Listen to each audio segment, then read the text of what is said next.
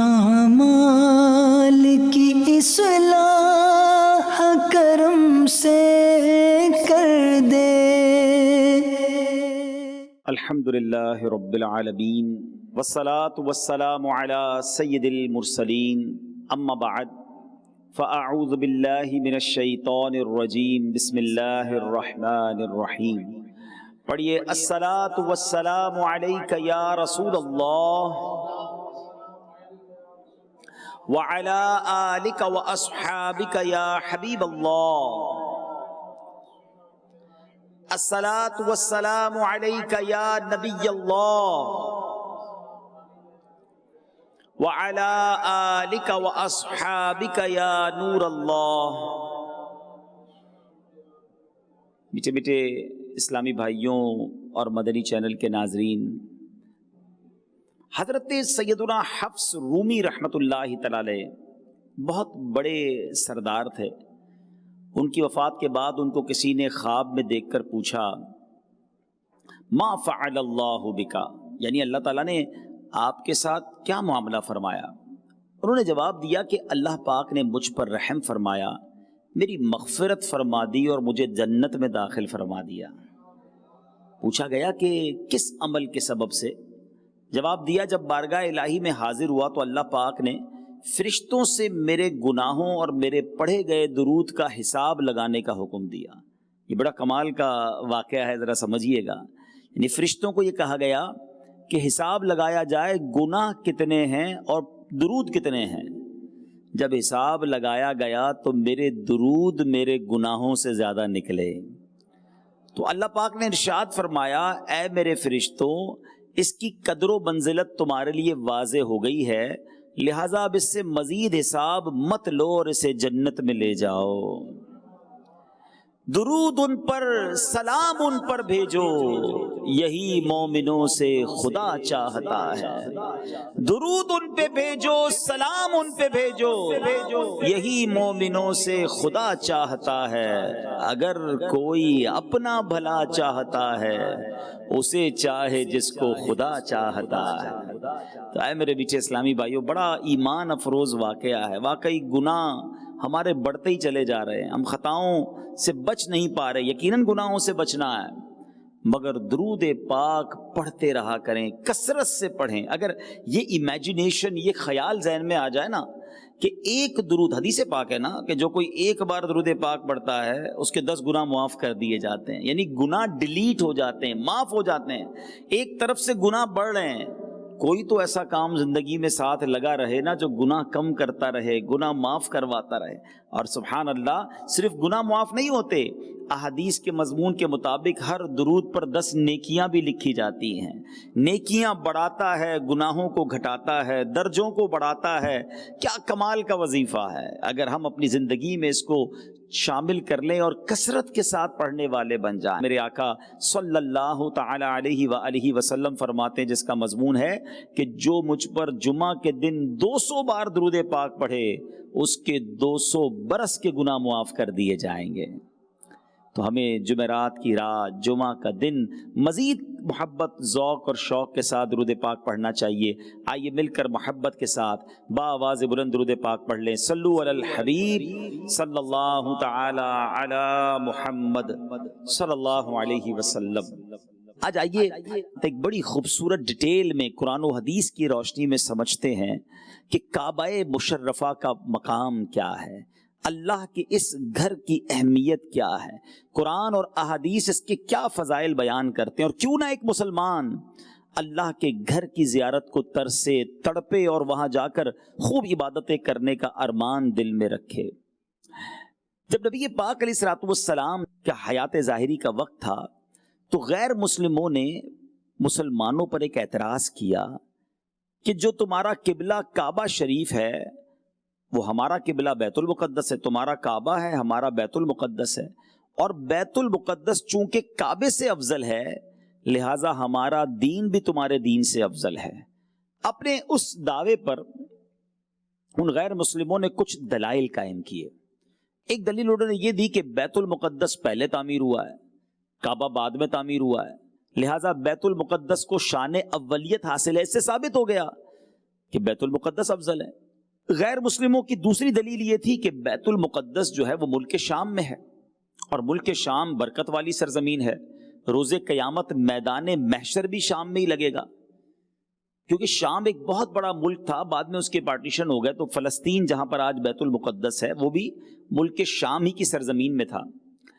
اس طرح بیت المقدس انبیاء کا قبلہ ہے، لہٰذا بیت المقدس کعبے سے افضل ہے.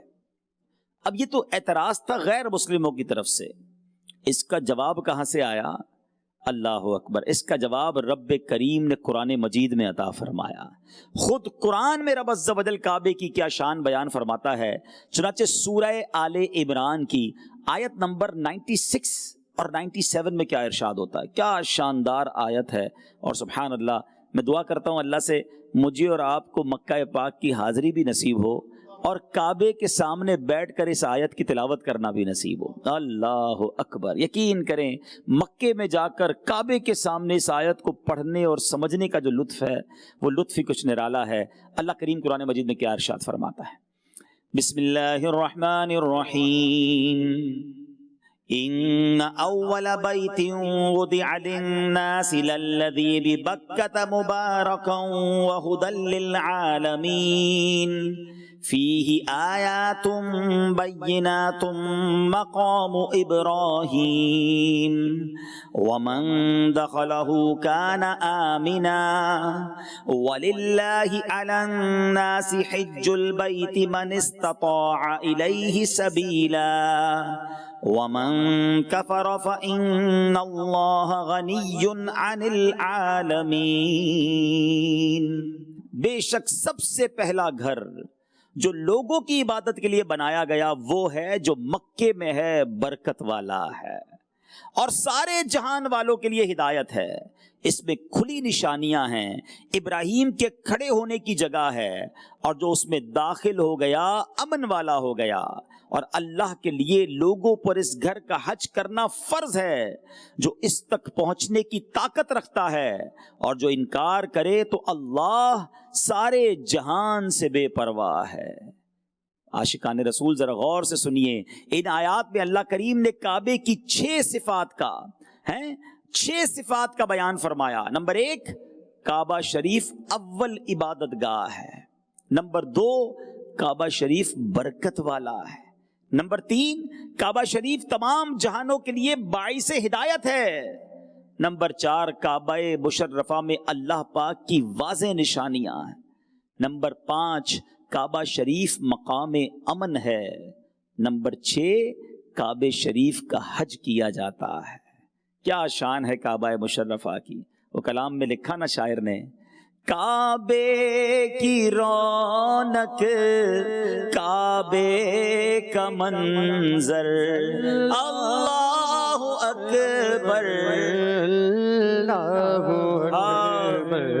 کعبے کی سب مل کر پڑھیں گے نا. کعبے کا منظر، کعبے کے تصور میں ڈوب کر اکبر اللہ اکبر.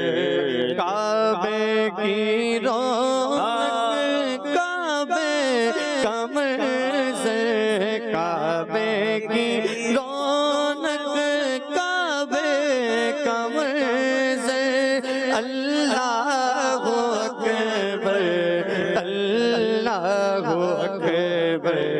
دیکھوں تو دیکھے جاؤں برابر، دیکھوں تو دیکھے جاؤں برابر. اللہ اکبر اللہ اکبر. بولو اللہ اکبر اللہ اکبر. میٹھے میٹھے اسلامی بھائیوں، ذرا قرآن کا ایک اور شاندار اسلوب دیکھیں. یاد رہے کہ کعبہ شریف اور مسجد اقصی یہ دونوں بہت فضیلت والے مقام ہیں. اللہ پاک نے پارہ 15 سورہ بنی اسرائیل میں مسجد اقصی کے بھی فضائل بیان فرمائے ہیں. یاد رہے کہ دنیا میں 3 مسجدیں سب سے افضل ہیں. نمبر 1 مسجد حرام یا جہاں کعبہ شریف ہے. نمبر 2 مسجد نبوی شریف. اور نمبر 3 فضیلت کے اعتبار سے دنیا کی تیسری بڑی مسجد ہے مسجد اقصی. مسجد اقصی میں ایک نماز پڑھنے سے 50,000 نمازوں کا ثواب ملتا ہے. مسجد اقصی انبیاء کا قبلہ ہے. مسجد اقصی ہمارا بھی قبلہ اول ہے. ہمارے پیارے آقا علیہ الصلوۃ والسلام نے ہجرت کے بعد 17 مہینے تک جب مدینہ منورہ میں تھے مسجد اقصی کی طرف رخ کر کے نماز ادا کی. پھر اللہ کا حکم ملا تو کعبہ شریف مسلمانوں کا قبلہ ہو گیا.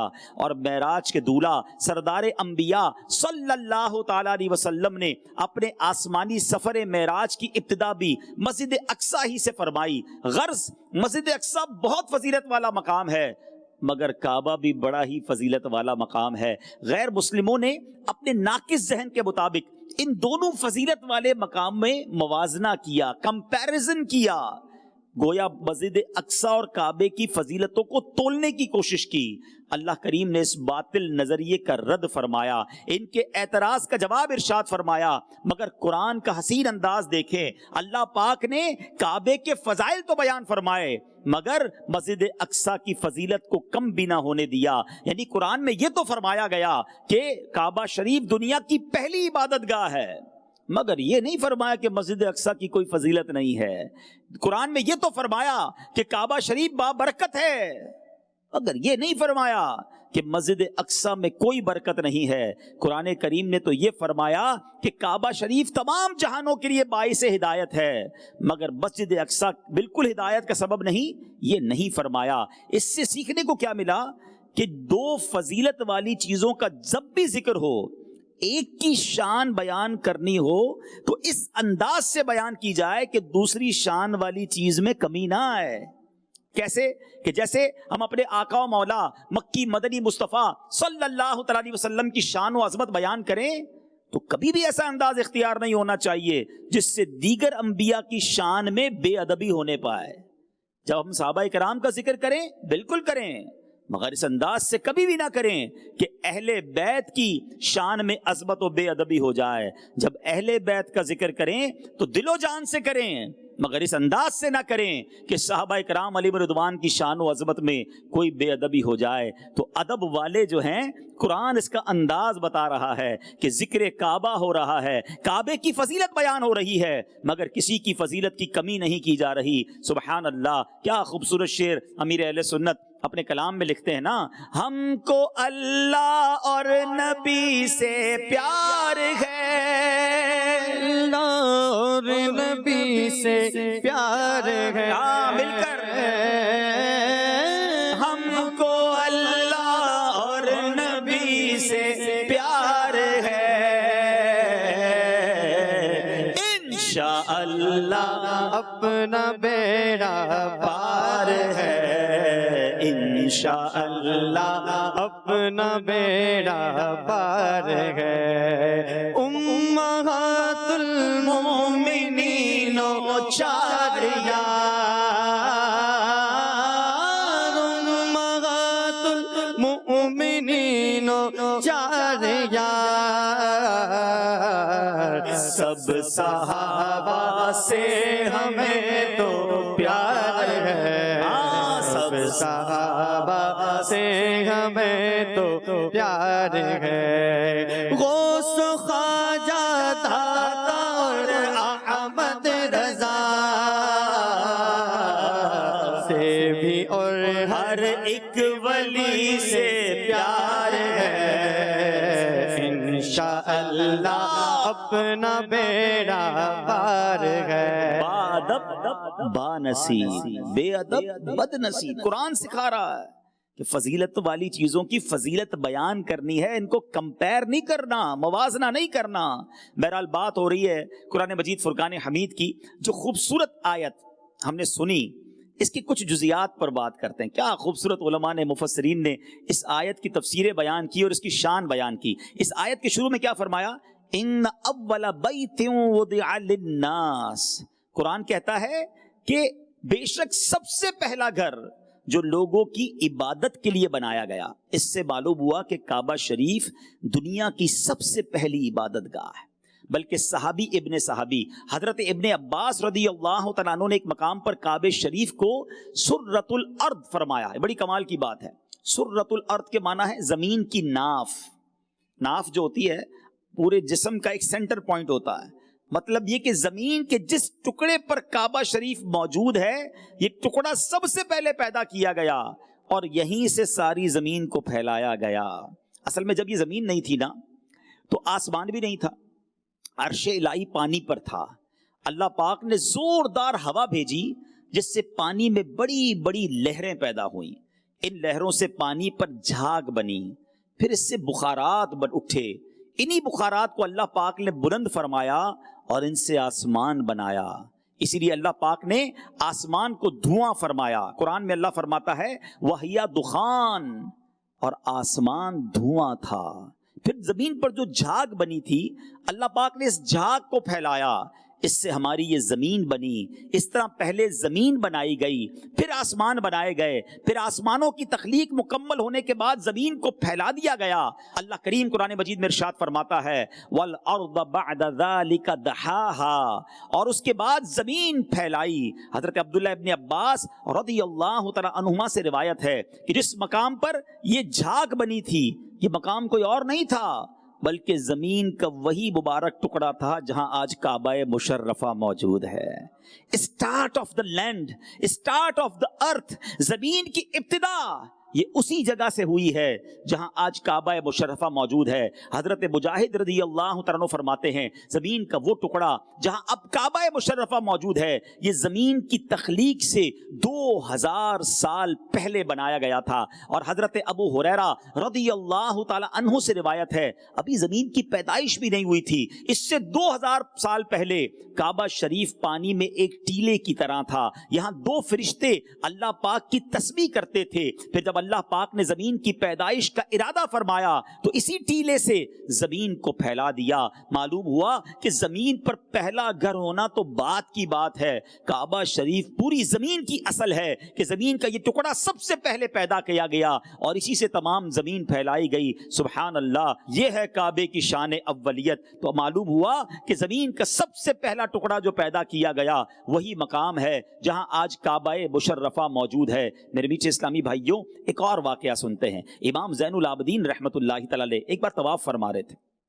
ایک شخص نے آپ سے سوال کیا, امام زین العابدین نے اس کی طرف توجہ نہ فرمائی. پہلے آپ نے پورا طواف کمپلیٹ کیا, 7 چکر پورے کیے, حتیم میں تشریف لائے, میزاب رحمت کے نیچے کھڑے ہو کر آپ نے 2 رکعت ادا کی, پھر سیدھے بیٹھ کر آپ نے ارشاد فرمایا بندہ کدھر ہے جو سوال کر رہا تھا. وہ شخص آیا, کہیے کیا سوال ہے آپ کا.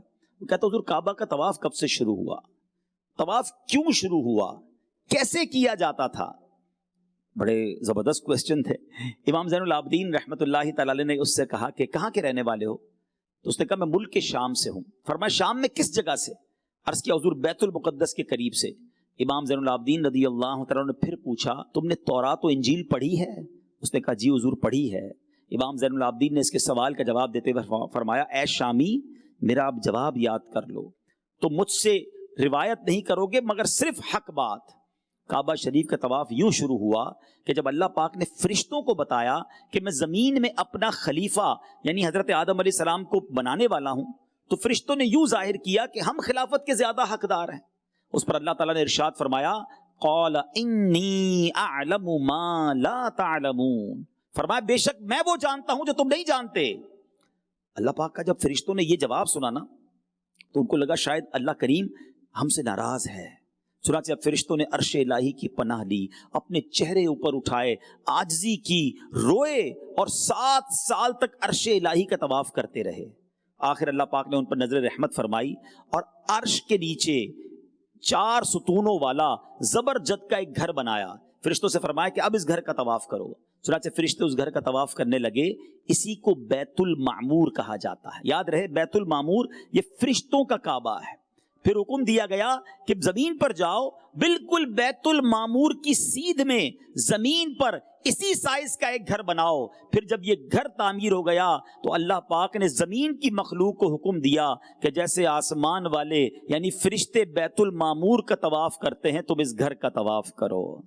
اس سے ایک اور نورانی بات پتہ چل رہی ہے. اے کعبے کا دیدار کرنے والوں تمہیں مبارک ہو، اے کعبے کا طواف کرنے والوں تمہیں مبارک ہو۔ ایگزیکٹلی کعبہ اسی جگہ پر موجود ہے کہ اس کے بالکل اوپر فرشتوں کا کعبہ ہے، جہاں فرشتے بیت المعمور کا طواف کرتے ہیں۔ اگر آج مسلمان کوئی کعبے کا طواف کرتا ہے، وہ بالکل اسی مقام کے نیچے اللہ کے گھر کا طواف کر رہا ہوتا ہے۔ اے میرے بیچ اسلامی بھائیوں، ایک اور روایت کے مطابق حضرت آدم علیہ السلام کی پیدائش سے 2000 سال پہلے بیت المعمور کی بالکل سیدھ میں فرشتوں نے کعبے کی عمارت بنائی۔ یہ پیمائش بیت المعمور کے برابر تھی۔ اس وقت کعبے شریف کا طواف تو صرف زمینی فرشتے کرتے تھے، مگر اس کا حج زمین و آسمان کے سارے فرشتے کرتے تھے۔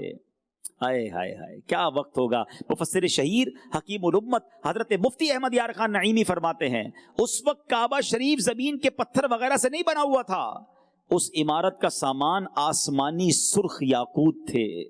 پھر آدم علیہ السلام نے اس کی تعمیر میں کچھ اضافہ کیا، آپ بھی اسی کا طواف کرتے اور اسی کی طرف نماز پڑھتے رہے۔ پھر حضرت آدم علیہ السلام کے شہزادے حضرت شیس علیہ السلام نے اس کی کچھ مرمت کی۔ حضرت نوح علیہ السلام کے زمانہ مبارک تک کعبہ شریف یوں ہی رہا۔ پھر جب طوفان نوح آیا، اس وقت آسمانی عمارت کو آسمان پر اٹھا لیا گیا، ایک جنت کا یاقوت باقی رہنے دیا گیا۔ پتہ ہے وہ کون سا یاقوت ہے؟ ہاں، آج بھی ہم اپنی آنکھوں سے جنت کے اس پتھر کو دیکھ سکتے ہیں، جنتی یاقوت کو دیکھ سکتے ہیں، وہ حجر اسود ہے۔ یہ آسمان سے آیا ہے، یہ جنتی پتھر ہے۔ سارے پتھر تو اٹھا لیے گئے حضرت نوح علیہ السلام کے زمانے میں، حجر اسود باقی رہا۔ حضرت ابراہیم علیہ السلام نے اللہ کے حکم سے اس کو دوبارہ تعمیر کیا۔ سبحان اللہ۔ میرے میٹھے اسلامی بھائیوں، ہوا کیا تھا؟ یہ تعمیر بھی بڑی کمال کی ہے۔ حضرت ابراہیم علیہ السلام کیسے مکہ پہنچے تھے؟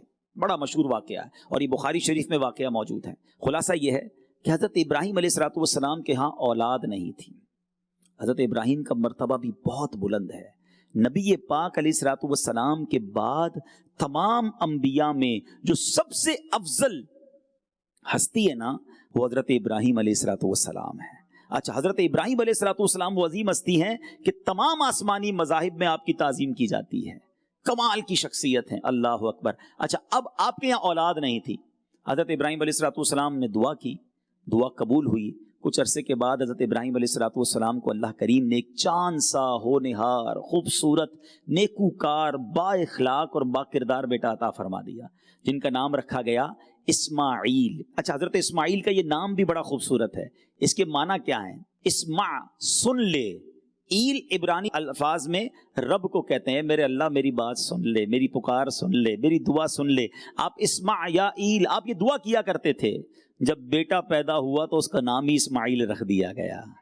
اچھا، پھر ابھی اتنی منتوں کے بعد، اتنی دعاؤں کے بعد بیٹا عطا ہوا، اور آپ کو یہ بیٹا بھی بڑھاپے میں عطا ہوا تھا، لیکن اب آزمائش کیسی آئی؟ ذرا غور سے سنیے۔ آپ کو حکم دیا گیا کہ اپنے بیٹے اسماعیل اور ان کی والدہ ہاجرہ کو لے کر مکہ مکرمہ میں چھوڑ آئیے۔ ذرا سوچئے، بیٹا ملا مشکل سے ہو۔ اس زمانے میں مکہ پاک میں کوئی آبادی نہیں تھی، لکو دک صحرا، پہاڑ، چٹانیں، پانی بھی نہیں تھا، مگر حکم الہی تھا۔ یہ 3 نفوس قدسیہ کا قافلہ روانہ ہوا۔ کہاں جا رہے ہیں؟ اس وادی میں جا رہے ہیں جہاں جانے کا حکم دیا گیا۔ ملک شام میں آپ رہتے تھے، شام سرسبز علاقہ تھا، چھوڑا آپ نے، اس لکو دک صحرا میں اپنی بیوی اور بچے کو لے کر جا رہے ہیں۔ وہاں جانے کے بعد اس جگہ کو بتانے کے لیے راستہ پتہ ہے کون بتا رہا تھا؟ ایگزیکٹلی ڈائمینشن کیسے پتا چلی؟ جبریل امین راستہ بتانے کے لیے ساتھ ساتھ تھے۔ اچھا، وہاں پہنچے، پہاڑوں کے دامن میں پہنچ گئے، دور دور تک کوئی آبادی نہیں ہے، آپ ہیں، آپ کی زوجہ ہیں بی بی ہاجرہ اور حضرت اسماعیل ہیں۔ نہ کوئی چشمہ، نہ پانی، زندگی گزارنے کا کوئی سبب نہیں۔ کعبہ شریف کی زمین جو ہے اس وقت ایک ٹیلے کی طرح اونچی زمین تھی۔ بس یہاں پہنچ کر حضرت جبرائیل نے عرض کی، اے ابراہیم، بس یہی وہ مقام ہے۔ یہ سن کر حضرت ابراہیم سواری سے اترے، اپنے ننھے شہزادے حضرت اسماعیل اور ان کی والدہ کو اس ٹیلے کے قریب اتارا، کچھ کھجوریں دی، تھوڑا سا پانی دیا اور واپس چل پڑے ہیں۔ اس صحرا میں، اس ویرانے میں چھوڑ کر واپس چل پڑے، حکم یہی تھا۔ اب پیچھے سے آپ کی جو بچوں کی والدہ ہیں، کتنی عظیم ہستی ہیں بی بی ہاجرہ، آپ کی تو کیا شان ہے، یہ کیسی ماں ہے، اس کی یاد اللہ نے کیسے باقی رکھی ہے، اس کے بارے میں بات کرتے ہیں۔ بی بی ہاجرہ کہتی ہے کہ اے ابراہیم، ہمیں اس بے آباد جگہ میں کس کے سہارے چھوڑ کر جا رہے ہیں؟ حضرت ابراہیم نے کوئی جواب نہ دیا، بی بی ہاجرہ نے چند بار یہی سوال کیا کہ کس کے سہارے چھوڑے جا رہے ہیں؟ آپ خاموش رہے. آخر عرض کی کہ حضور کیا آپ کو اللہ پاک نے یہ حکم دیا ہے؟ آپ ہمیں یہاں چھوڑ کر جا رہے ہیں؟ حضرت ابراہیم نے فرمایا کہ ہاں مجھے اللہ کا یہ حکم ہے، بس یہ سننا تھا کہ اللہ پاک کی اس نیک بندی حضرت ہاجرہ رضی اللہ تعالی عنہا نے بے مثال توکل اور پختہ ایمان کا ثبوت دیتے ہوئے عرض کی تب تو خیر ہے، اللہ پاک ہمیں ضائع نہیں کرے گا. اللہ نے فرمایا ہم راضی ہیں.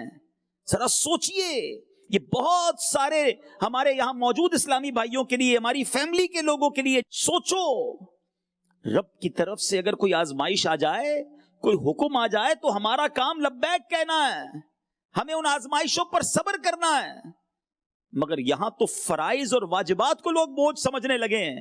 انہیں پتا ہے کہ قربانی واجب ہے صاحب استطاعت پر، مگر قربانی بوجھ لگنے لگی ہے. جس پر حج فرض ہے وہ حج کرنے نہیں جاتا، اسے حج بوجھ لگتا ہے. معاذ اللہ زکوٰۃ دینا لوگوں کو بھاری لگتی ہے. یہ تو ہمارے مال میں برکت کے لیے، ہماری جان میں برکت کے لیے، جنت کے خزانوں کے لیے ہمیں یہ احکامات دیے گئے. مگر یہاں دیکھیں تو صحیح، لکو دک صحرا میں اس بچے کو چھوڑ کر، بچے کی والدہ کو چھوڑ کر جا رہے جس بچے کو منتوں سے دعاؤں سے مانگا تھا، آپ چھوڑ کر چلے گئے. اب دیکھو اللہ کا کرنا کیا ہوا. یہ مکے کی آباد کاری کا تاریخی ڈیسیشن تھا، یہ وہ ٹرننگ پوائنٹ تھا کہ مکہ آباد کیسے ہوگا. ارے وہاں تو کوئی جانے والا نہ تھا، نہ پانی تھا، نہ سبزہ تھا، کچھ بھی نہیں تھا. کچھ دیر تک تو وہ پانی بھی چلتا رہا، وہ کھجوریں بھی چلتی رہی، مگر اب سب ختم ہو گیا.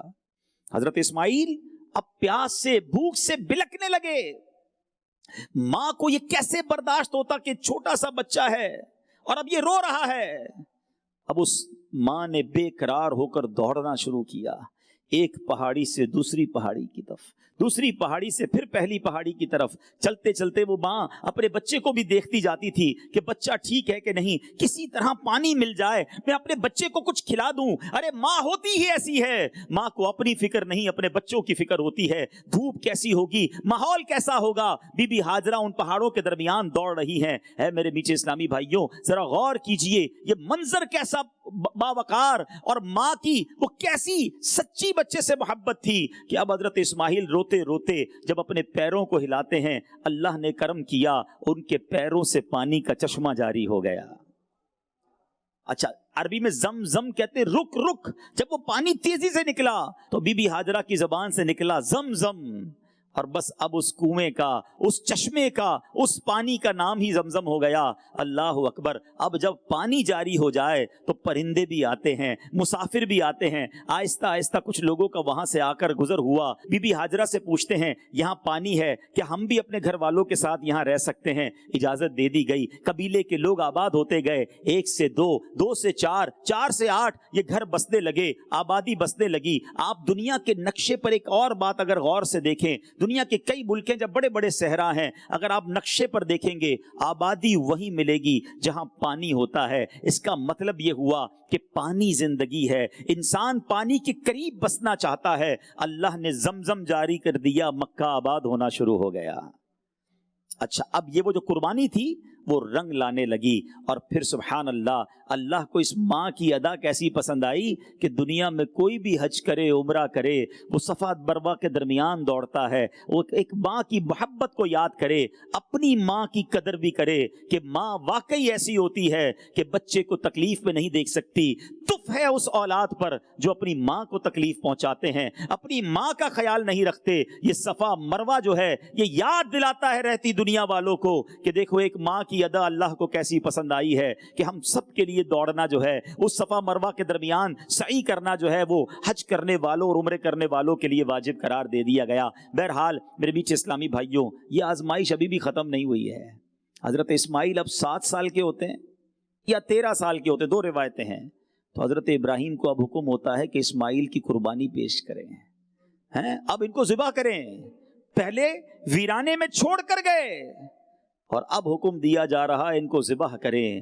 یہ باپ بھی نرالا تھا، یہ بیٹا بھی کمال کا تھا، یہ گھرانہ ہی کمال کا ہے، یہ سب راضی ہے رب کی رضا پر۔ اگر اللہ کا حکم ہے تو ذبح ہونے کے لیے بھی تیار ہیں۔ حضرت ابراہیم حضرت اسماعیل کو لے کر جاتے ہیں، مگر ان کی جگہ پر جنتی مینڈا بھیجا جاتا ہے، اور سبحان اللہ حضرت اسماعیل کو ذبیح اللہ کا لقب دیا جاتا ہے۔ حضرت ابراہیم بھی تیار تھے، حضرت اسماعیل بھی تیار تھے، اللہ نے ان کی قربانی کو کیسا قبول کیا۔ آگے جو حج پر نہیں بھی جاتا، صاحب استطاعت والا ہے تو قربانی کے دنوں میں قربانی کرتا ہے۔ اللہ اکبر۔ پتہ یہ چلا کہ آج رہتی دنیا میں جو قربانی ہوتی ہے وہ حضرت ابراہیم اور حضرت اسماعیل کی یاد ہے۔ حج بھی حضرت ابراہیم بی بی ہاجرہ کے ان ارکان جو ہیں ان کی یاد ہمیں دلاتے ہیں۔ یہ کیسی قربانیاں تھیں کہ رہتی دنیا کے لیے اس کو ایک اسلامی ایک خوبصورت تہوار بنا دیا گیا، ساری دنیا کے مسلمان اس میں انوالو ہو جاتے ہیں۔ اللہ والوں کی یہ شان ہوتی ہے۔ یہاں ایک اور باریک سا ہلکا سا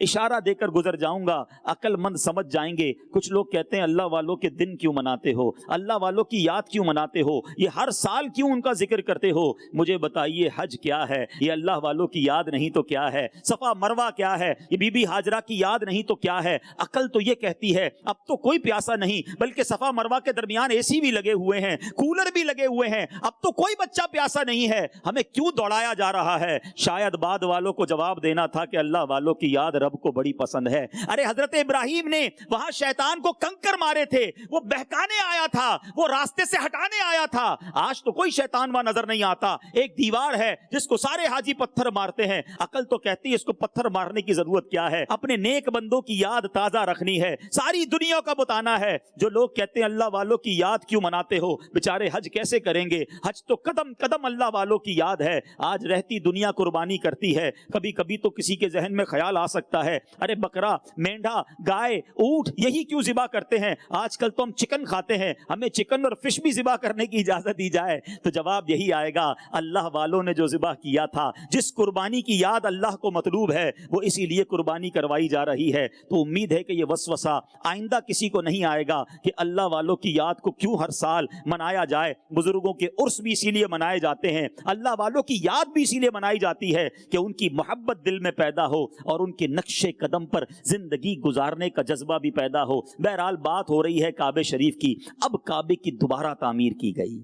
حضرت ابراہیم یہ بانی کعبہ بھی ہیں، کیونکہ اب طوفان نوح میں تو کعبہ اٹھا لیا گیا تھا، اب وہ جگہ کیسے پتا چلی؟ سبحان اللہ۔ یہ بھی دیکھو اللہ کی قدرت کا کیا شاندار نظارہ ہے کہ اللہ کریم نے ایک بادل بھیجا، وہ بادل جو ہے حکم دیا گیا کہ اے ابراہیم اس بادل کے سائے کے نیچے کعبے کی تعمیر کی جائے۔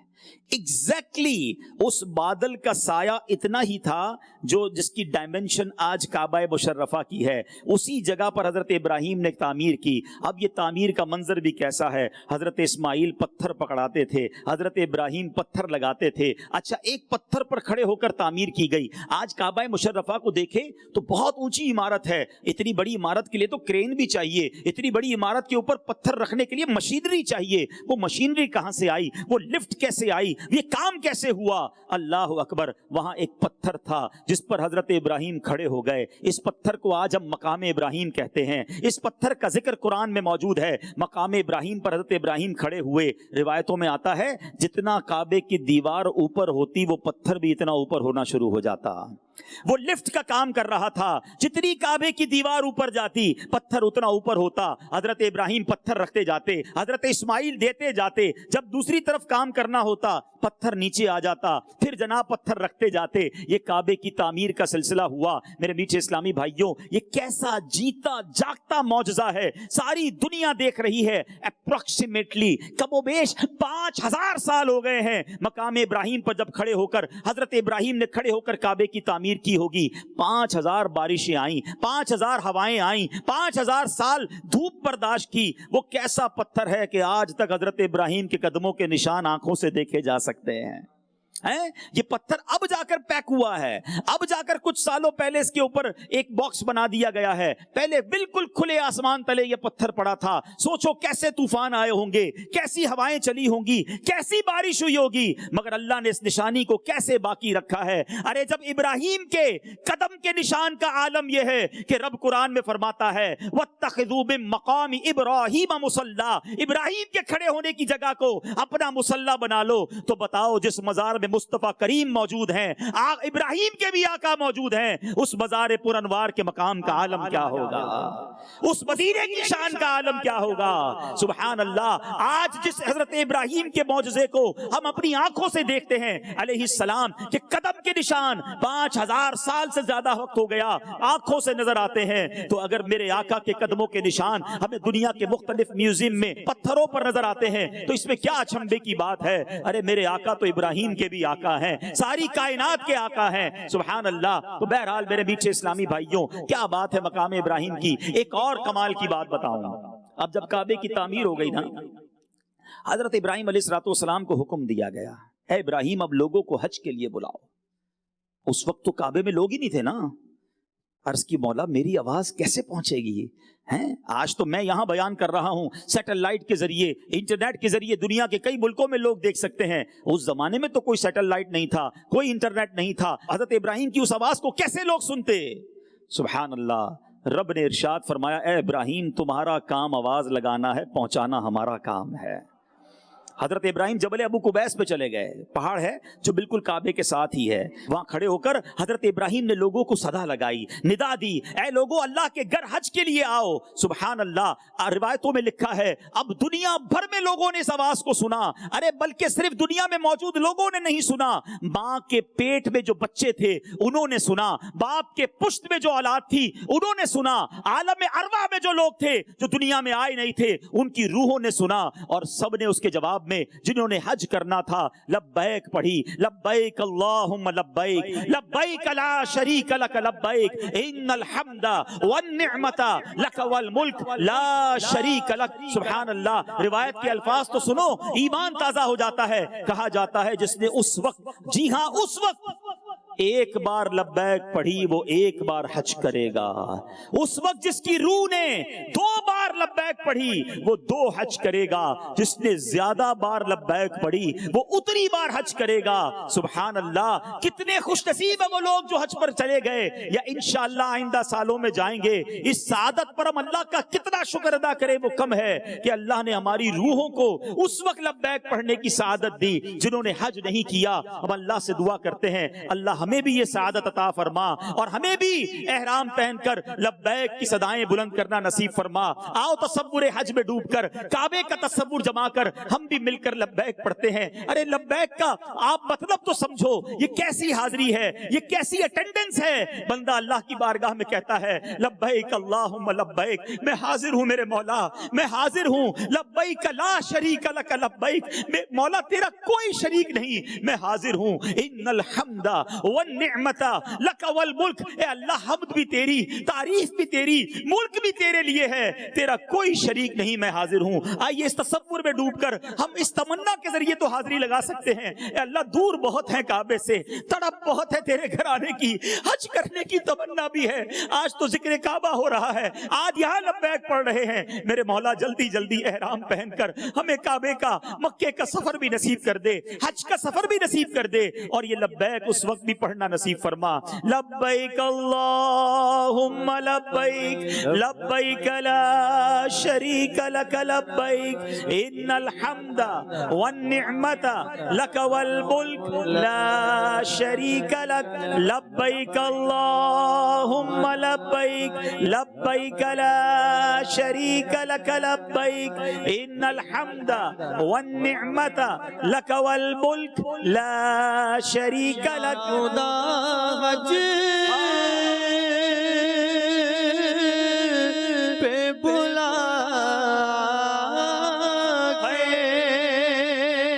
میں کعبہ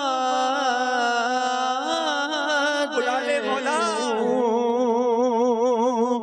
یا خدا حج پہ بلا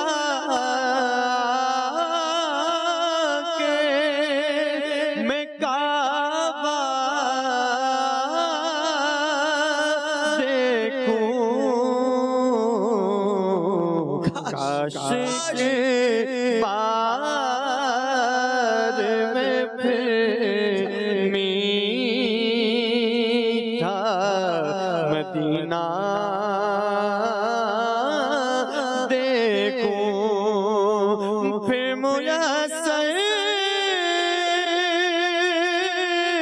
ہو مجھے کاش وقوف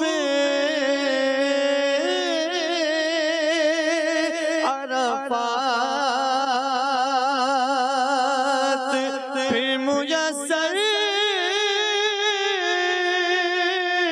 ہو مجھے کاش وقوف عرفات جلوہ میں مزدلفہ اور مینا کا دیکھوں اور جھوم کر خوب کروں خانہ کر خوب کروں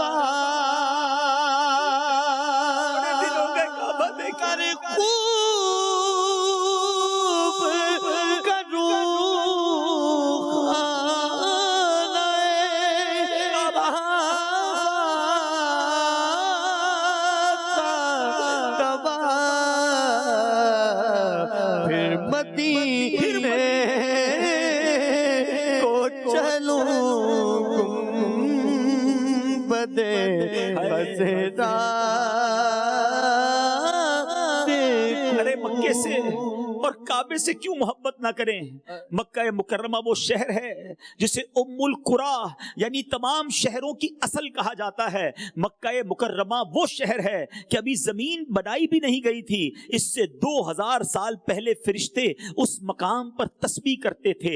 انسانوں کی پیدائش سے 2000 سال پہلے سے فرشتے مکہ مکرمہ میں حج کیا کرتے تھے۔ مکہ مکرمہ بابرکت ہے، مکہ مکرمہ امن والا ہے، مکہ مکرمہ وہ مبارک شہر ہے جسے حضرت ابراہیم علیہ السلام نے آباد کیا۔ مکہ مکرمہ وہ مبارک شہر ہے کہ حضرت ابراہیم علیہ السلام نے اس کی طرف دل کھنچ جانے کی دعا فرمائی۔ مکہ مکرمہ وہ مبارک شہر ہے جہاں کے رہنے والوں کے لیے حضرت ابراہیم علیہ السلام نے رزق کی دعا فرمائی اور اللہ پاک نے حضرت ابراہیم کی یہ دونوں دعائیں قبول فرمائیں۔ مکہ مکرمہ وہ مبارک شہر ہے کہ جہاں جانے کے لیے دنیا بھر کے مسلمان تڑپتے ہیں، دل اس کی جانب مائل ہوتے ہیں۔ مکہ مکرمہ میرے آقا کا مقام میں پیدائش ہے۔ سنو سنو، مدینے والے آقا علیہ السلام کی ولادت گاہ مکے میں ہے۔ وہ جو ہم پڑھتے ہیں نا کہ مولود کی گھڑی ہے، چلو آمنہ کے گھر پر، ارے بی بی آمنہ کا گھر وہ مکہ مکرمہ میں ہی تو ہے۔ میرے آقا نے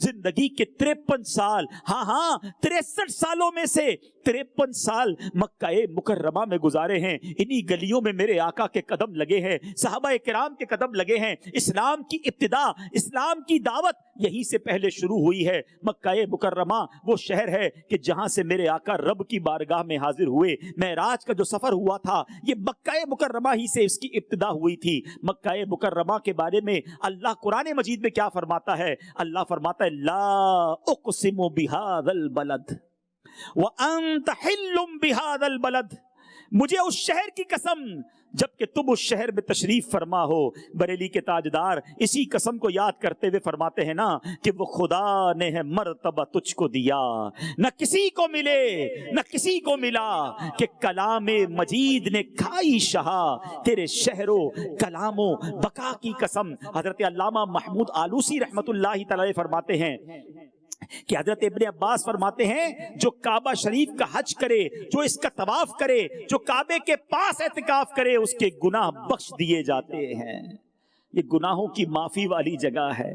ایک عمرہ دوسرے عمرے تک گناہوں کا کفارہ۔ ارے کوئی خوش نصیب حج کو چلا جائے، عرفات میں وقوف عرفہ کر لے، حج کمپلیٹ ہو۔ احادیث میں یہ مضمون ملتا ہے کہ وقوف عرفہ کرنے والا ایسا ہے کہ وہ ایسا گناہوں سے پاک ہو گیا جیسا کہ ماں کے پیٹ سے ابھی پیدا ہوا ہو۔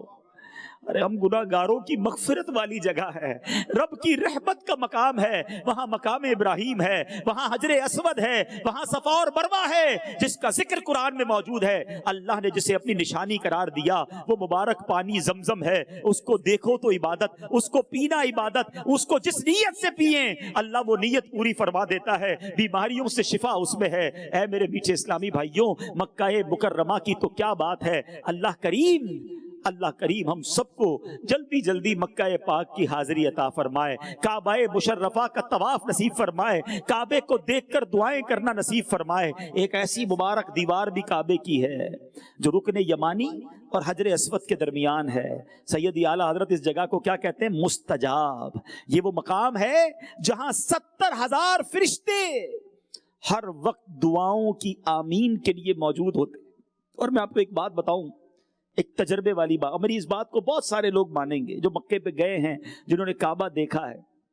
ہزاروں بار کعبہ دیکھ لیں، تصویروں میں ہزاروں بار کعبہ دیکھ لیں، ویڈیو میں دیکھ لیں، بلکہ پہلے بھی کبھی دیکھ آئے ہوں، لیکن جب کعبے کے سامنے بندہ جاتا ہے نا، ہائے ہائے، میں سچ بتا رہا ہوں، وہ کیفیت الفاظ میں بیان نہیں ہو سکتی، میں بتا ہی نہیں پاؤں گا آپ کو۔ جب کعبہ شریف کی عبارت سامنے آتی ہے نا، وہ جس کو کہتے ہیں نا رونگٹے کھڑے ہو جاتے ہیں، انسان حیرت ناک ہو جاتا ہے کہ میں کدھر آ گیا ہوں، کیا واقعی میں کعبے کے سامنے ہوں، میں اللہ کے گھر کے سامنے آ گیا ہوں، کیا میرے رب نے مجھ گناہگار کو، اتنے بڑے خطاکار کو اپنے گھر بلا لیا ہے۔ ارے دنیا کا دستور ہے کہ جو مجرم ہو اسے گھر نہیں بلایا جاتا، جو بات نہ مانے اسے کوئی مہمان نہیں بناتا، آپ بھی نہیں بناتے، ہم بھی نہیں بناتے۔ مجھ جیسے خطاکار کو رب نے اپنے گھر بلا لیا، اب کریم نے اپنے دروازے پر بلا لیا، اب یقین کریں وہ کیفیت ہی اور ہوتی ہے، وہ فیلنگز ہی اور ہیں۔ بس میں بار بار یہی دعا کرتا ہوں کہ مولا اتنے سارے لوگ یہاں موجود ہیں، کئی آنکھیں اشکبار ہیں، نہ جانے کہاں کہاں لوگ ہمارے ساتھ شامل ہوں گے، مولا گناہگار ہیں، خطاکار بھی ہیں، نافرمان بھی ہیں اور قابل بھی نہیں ہیں، مگر مولا تو تو کریم ہے، تیرے گھر کے سوا کدھر جائیں گے، تیرے در کے سوا کون سا در ہے جہاں جائیں گے۔ اللہ ہم گناہگاروں کو مرنے سے پہلے پھر کعبہ دکھا دے، اللہ کہیں ایسا نہ ہو کہ کعبہ دیکھے بغیر مر جائیں۔ ہم بھی غلاف کعبہ پکڑ کر دعائیں کرنا چاہتے ہیں، تیری کی آنکھ چاہتی ہے کعبہ دکھا دے مولا، اللہ میرے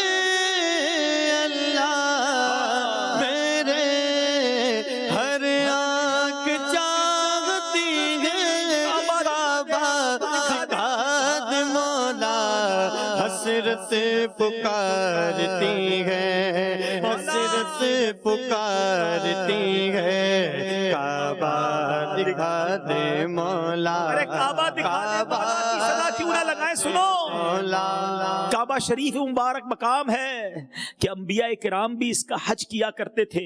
حضرت آدم ابو البشر علیہ السلام برے صغیر میں رہائش فرما تھے، ایک روایت کے مطابق یہاں سے پیدل چل کر 70 حج کیے، بلکہ حضرت ابن عباس کی روایت میں ہے حضرت آدم علیہ السلام برے صغیر سے پیدل چل کر 1000 مرتبہ مکہ شریف تشریف لے گئے، 300 مرتبہ حج فرمایا اور 700 عمرے ادا فرمائے۔ حضرت نوح علیہ السلام نے بھی حج ادا فرمایا، حضرت ہود نے بھی حج کیا، حضرت صالح، حضرت شعیب نے بھی حج کیا، بلکہ حدیث پاک میں یہ ہے کہ جب وہ انبیاء کرام جن کی قوموں پر عذاب آئے، جب ان کی قوم ہلاک ہو جاتی تو وہ زندگی کے آخری ایام مکے میں آ کر گزارتے، عبادت میں مصروف رہتے۔ حضرت مجاہد سے روایت ہے حضرت موسیٰ علیہ السلام سرخ رنگ کے اونٹ پر سوار ہو کر حج کے لیے تشریف لائے، آپ نے کعبے کا طواف کیا، صفا مروہ کی سعی فرمائی، یہاں اپنے آسمان سے ایک آواز سنی، لبیک عبدی وانا معک، اے میرے بندے لبیک میں تمہارے ساتھ ہوں۔ یہ سنتے ہی حضرت موسیٰ نے سجدہ کیا۔ صحابی ابن صحابی حضرت عبداللہ ابن زبیر رضی اللہ تعالی عنہ سے مروی ہے کہ بنی اسرائیل کی طرف تشریف لانے والے 1000 انبیاء کرام حج کے لیے مکہ مکرمہ تشریف لائے، اور یہ سب ذو طوا کے مقام پر اپنی نالین شریف یعنی مبارک جوتے اتار کر مکہ مکرمہ میں داخل ہوا کرتے تھے۔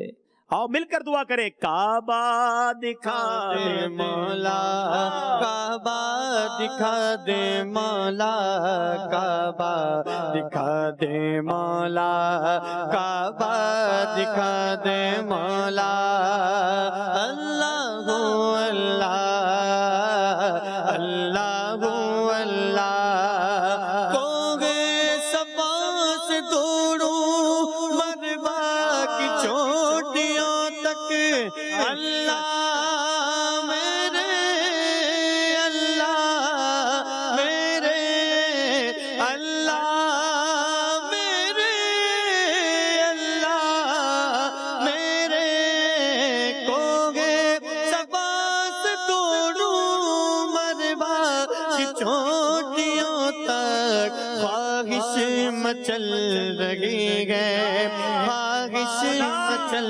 رہی ہے کعبہ دکھا دے مولا کعبہ دکھا دے مولا کعبہ دکھا دے مولا کعبہ دکھا دے مولا کعبہ دکھا دے مولا.